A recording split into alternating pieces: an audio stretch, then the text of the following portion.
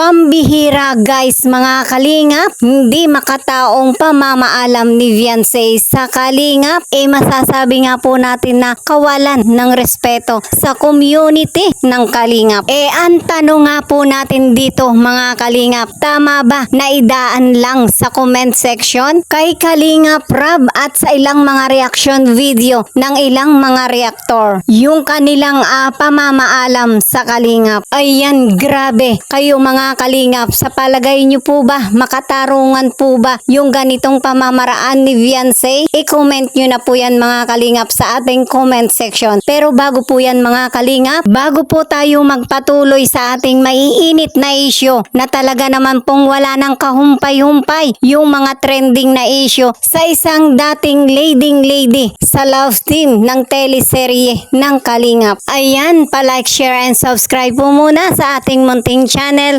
sa ating pong mga viewers, mga subscribers sa buong kalingap, mga solid supporters ng Team Kalingap, mga Kalingap Reactor, and of course Kuya Bal Santos Matubang and Kalingap Rab. Ayan, tuloy-tuloy lang po tayo yung atin nga pong mga pagmamarathon para tuloy-tuloy po yung kanilang pagbibigay ng saya para sa atin pong mga kababayan. So ayan mga kalingap, tuloy-tuloy na po tayo sa ating talakayan. Ito nga po mga kalingap, yung patungkol sa mga komento ni Viancy sa ilang mga comment section ng ilang mga reactor at maging nga po kay Kalingap Rab, may mga komento nga po ito na nagpapahayag nga po ng kanyang pamamaalam sa community ng kalingap. At batay nga po dito handa na nga po siyang tanggapin kung ano man po yung mga pambabash na mangyayari nga po. Kung tuluyan man pong mamaalam si Viancy sa kalingap, masakit man po ito para sa atin, lalong-lalo na nga po kay Kalingap Rab. Ang masakit nga po nito hindi makatao yung pamamaraan niya ng kanyang pamamaalam. Na kung iisipin nga po natin mga kalingap, hindi naman po tama na idinadaan lamang po niya sa comment section yung kanyang mga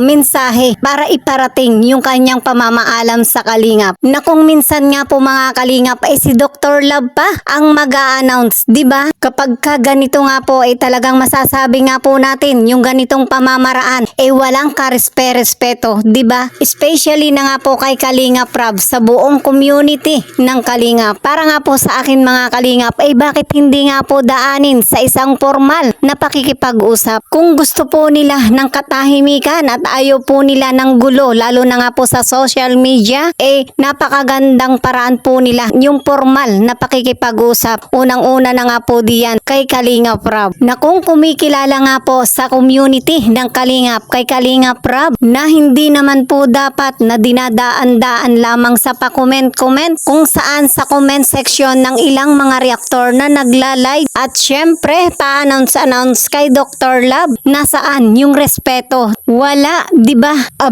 Maawa naman po kayo kay Kalingap Rab, kahit kaunting respeto lang. Alam naman po natin mga kalingap na hindi po basta-basta nagtatanggal si Kalingap Rab ng kanyang mga beneficiary, kasi nga inirerespeto niya yung kanyang mga beneficiary. Na kung natatandaan nyo po mga kalingap, yung part 98 ng EDC Love Team, kung saan dito nga po ay nagpaalam si Viancy, humihiling na gusto na nga po niyang i-stop yung kanilang love team ni Kalingap Edo. At dito nga po ay sobra-sobra yung pangunawa na ginawa ni Kalingap Rab, sobrang inirespeto yung desisyon ni Viancy, di ba? What more kung dadaanin lang po ni Viancy sa magandang pakikipag-usap? Alam po natin na nandyan lamang si Kalingap Rab, irerespeto at irerespeto ano man po yung desisyon ni Viancy. Syempre kung ganyan at ganyan din lamang po yung pamamaraan ni Viancy sa kanyang pamamaalam sa kalingap, talaga naman pong hindi sila tatantanan ng mga basher. Lalo na nga po at patuloy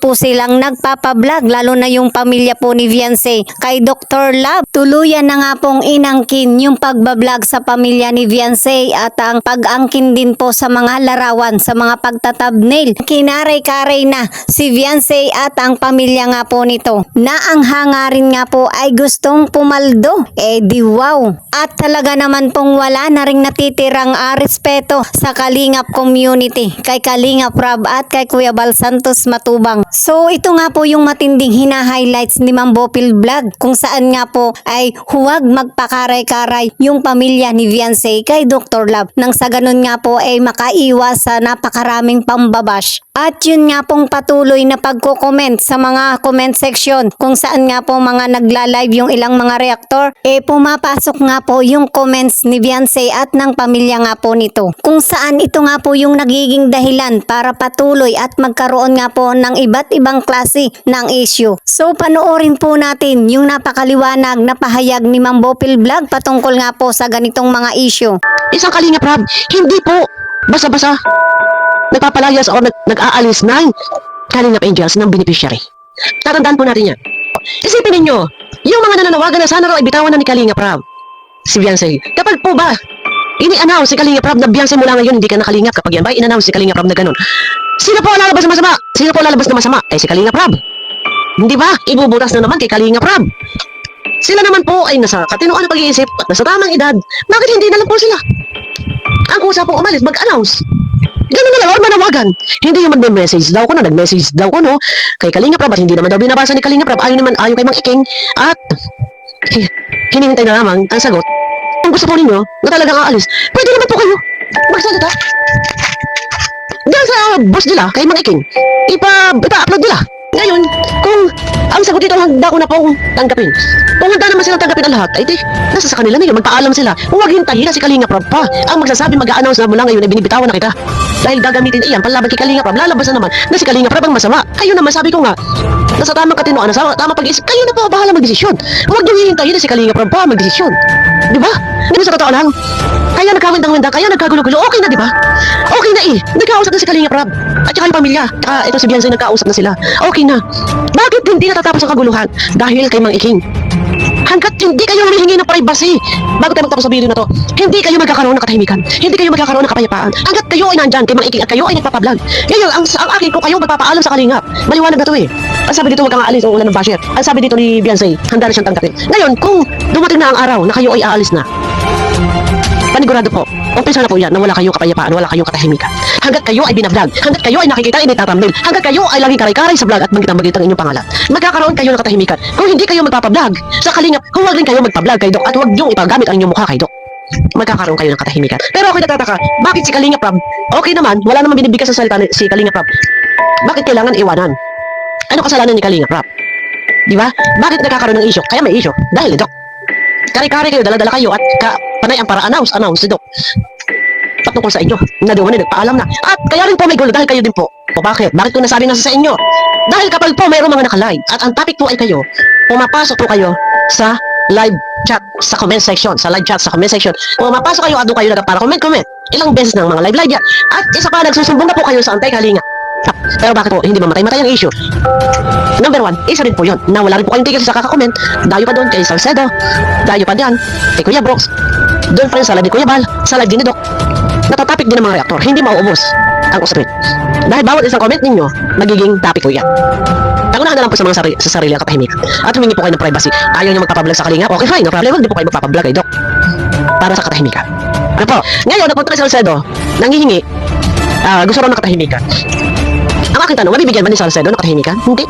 Dahil si Salcedo, mahilig din sa ka-issuehan. Ayan nga, ang kanyang highlight, ayan nga ang kanyang target content ang issue.